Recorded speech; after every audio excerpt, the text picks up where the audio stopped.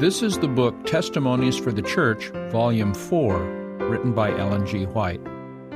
From the book's foreword come the following paragraphs. The times of Volume 4, a 7-year period of 1875 to 1881, was spanned by the 5 pamphlets which now make up Volume 4 of Testimonies for the Church. These were the last 7 years of James White's life. The work of the denomination had entered a period of rapid expansion. Elder and Mrs. White were traveling extensively and laboring tirelessly in public ministry, in personal interviews, and in writing. They were wrestling with the problems of an expanding institutional work. The mission in Europe was making good progress, other workers being sent to join Elder Andrews in 1876.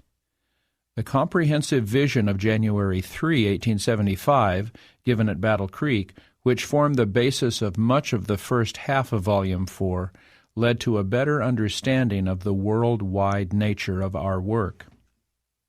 On the Pacific Coast, the work of the denomination was developing rapidly.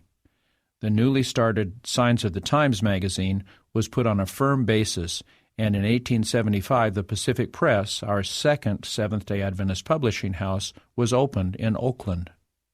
This soon became the largest and best-equipped publishing establishment operated on the Pacific Coast. In 1878, near St. Helena in Northern California, the second denominational sanitarium opened its doors for service. With increased publishing facilities, we found ourselves with a rapidly developing literature which by the close of the period of Volume 4 included Thoughts on Daniel and the Revelation by Uriah Smith, History of the Sabbath by J. N. Andrews, and a number of works of lesser importance dealing with health, religious topics, temperance, and themes of interest to children. Plans for more systematic literature distribution were inaugurated with regularly employed colporteurs calling from door to door and selling our truth-filled books. A great movement in free literature distribution by our laymen was also well underway, with Elder S. N. Haskell leading out in the organization of tract and missionary societies. Volume 4 spans an era of great Seventh-day Adventist camp meetings. With the first of such gatherings held in 1868, the plan had been followed with increasing enthusiasm. Within a decade, there was scarcely a state conference that did not have its annual summer meetings. Sites were well selected, and good publicity was given. It was in connection with these large group camp meetings that a concerted effort at reporting the work of Seventh-day Adventists in the newspapers was begun. Great pains were taken to make the camps representative, to provide good food, and to present a telling message. The meetings of 5, 6, or 7 days' duration, which on weekdays were attended by a few hundred Adventists, would over weekends attract several thousand interested non-Adventist listeners. The peak of such interest was in 1876, when, in Groveland, Massachusetts, a suburb of Boston, 20,000 people crowded onto the campground on Sunday, August 27. Mrs. White addressed 15,000 attentive listeners on that afternoon. Temperance work also came prominently to the front in the times of Volume 4. Seventh-day Adventists, with Mrs. White as one of their leading speakers, were prominently in the front, often in association with established temperance organizations.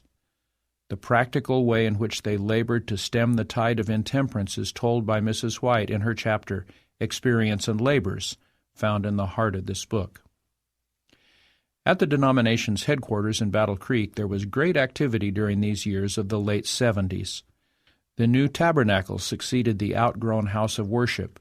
This new church, built to accommodate general conference sessions, was known as the Dime Tabernacle because each church member throughout the land was asked to contribute at least 10 cents for its construction.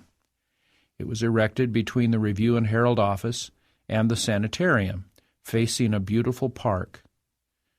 New, greatly enlarged sanitarium buildings were erected and put into use.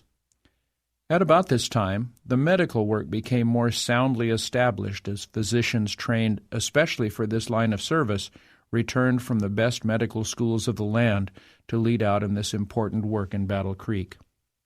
The denominational health journal, Good Health, was enjoying the largest circulation of any health journal in America. The Review and Herald office had become the largest and best-equipped printing office in the state of Michigan. The work of the newly opened Battle Creek College made steady progress, and by the year 1881, there was an enrollment of nearly 500 students.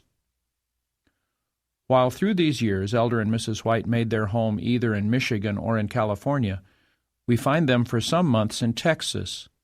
Later, Mrs. White made an extended trip to the Pacific Northwest. They were back again in Battle Creek, Michigan, at the time of Elder White's death in 1881. Such are some of the happenings of the times of Volume 4. All through the book there are messages of counsel and instruction which have a bearing on all these rapidly developing lines of endeavor. But the emphasis of the instruction in this 657-page volume is on the personal experience of the workers and the church members.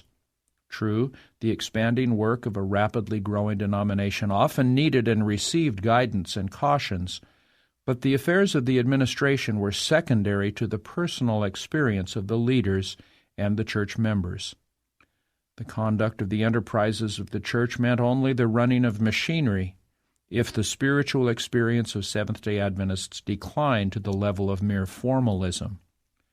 The church must be kept pure, its standards high, its members alive in service and enjoying daily an experience in the things of God. It is not strange, then, that the large part of Volume 4 deals with such practical topics as appetite, family discipline, self-control, uprightness in deal, sacredness of vows, unscriptural marriages, simplicity of dress, love of the world, preparation for Christ's coming, and a score of other vital topics. These were some of the messages which served to reform, correct, and purify the church in these earlier years. Because Seventh-day Adventists must wrestle with the same tempter and meet the same problems and experiences today, these inspired articles should be earnestly read and reread, and their counsels and warnings heeded, that God's purpose in sending this instruction to lift up and encourage the church may reach its fulfillment.